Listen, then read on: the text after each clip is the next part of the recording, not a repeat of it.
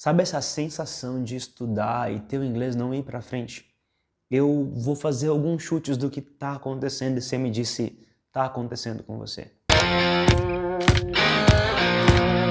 Mas antes de eu falar isso, deixa eu te explicar sobre uma coisa. Existe um documento que padroniza o que é esperado que as pessoas consigam fazer em cada nível de inglês. Na verdade, existem vários, mas um deles e um dos mais aceitos, difundidos, é o CEFR, que é o Quadro Europeu Comum de Referência de Línguas.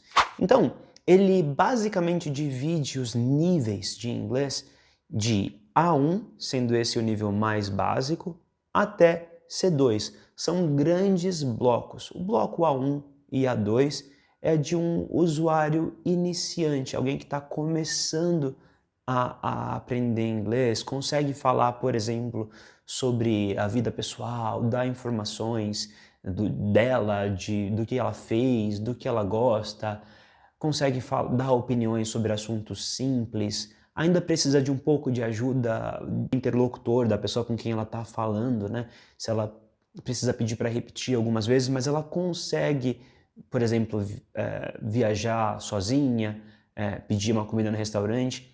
Esse é o final do primeiro bloco, um nível de sobrevivência. Você consegue falar o que você fez, o que você gostava, o que você pensa sobre um assunto. Movendo um pouco mais para cima, então a gente tem A1, A2, e a gente tem os níveis de independência, onde o usuário, a pessoa que aprende a língua, começa a ganhar mais autonomia para falar de assuntos não só concretos, mas também mais abstratos na língua. Então, ele consegue pensar em hipóteses, falar sobre a área de especialidade dele em inglês, já no nível B2, com um pouco mais de propriedade, dar, de repente, uma palestra sobre a sua área de interesse, tendo estudado antes. Mas o nível de B2 é o nível que o inglês flui, é o nível de fluência. As palavras saem, mas nem sempre o aluno consegue entender qual é a melhor forma de se expressar. Então ele faz o que ele consegue. E aí que é um erro comum das pessoas. Fluência não significa domínio, master, você dominar uma língua. Então a fluência é simplesmente conseguir se virar na maior parte das situações sem tanta busca por palavras, mas você não vai ser como você é em português ainda.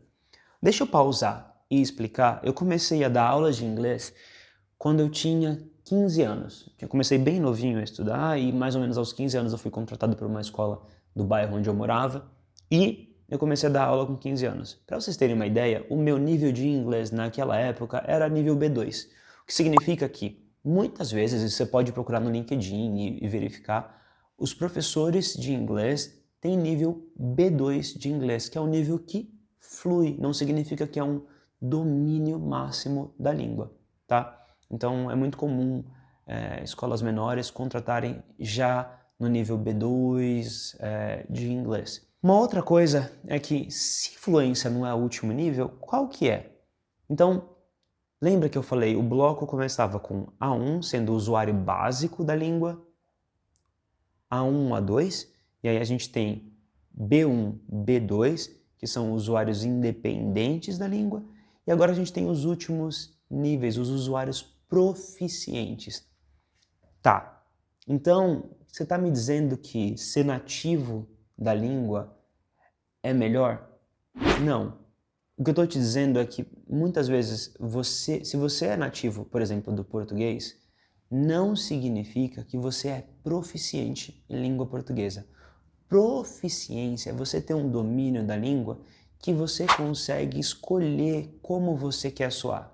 Por exemplo, eu estou gravando esse vídeo e eu quero soar mais amistoso, eu quero soar mais caloroso, eu quero soar um pouco mais acadêmico, mais teórico. Você escolhe como você vai soar. Então, no nível de proficiência, você tem um domínio da língua que você tem um repertório maior e você consegue escolher. Agora eu quero fazer uma piadinha, soar mais engraçado. E muitas vezes, quando a pessoa entra num curso de inglês, ela entra com a expectativa de proficiência, já lá no básico.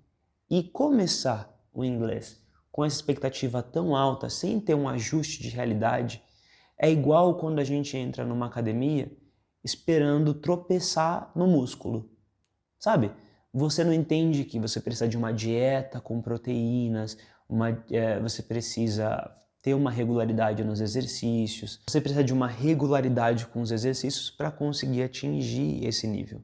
Então, esse desajuste, não conhecer o CFR e outros documentos que padronizam, que feito baseado em vários estudos do que já aconteceu, de pessoas que falam inglês, de quanto tempo eu preciso investir de fato para atingir X resultado, faz com que você se frustre e ache que você tem problema.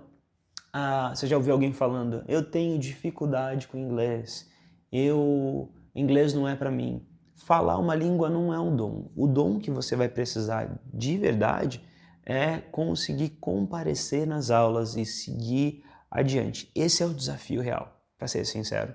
Então, tirar esse peso, essa expectativa desajustada do inglês, conhecendo mais sobre o quadro europeu comum de referência de línguas, vai te ajudar muito.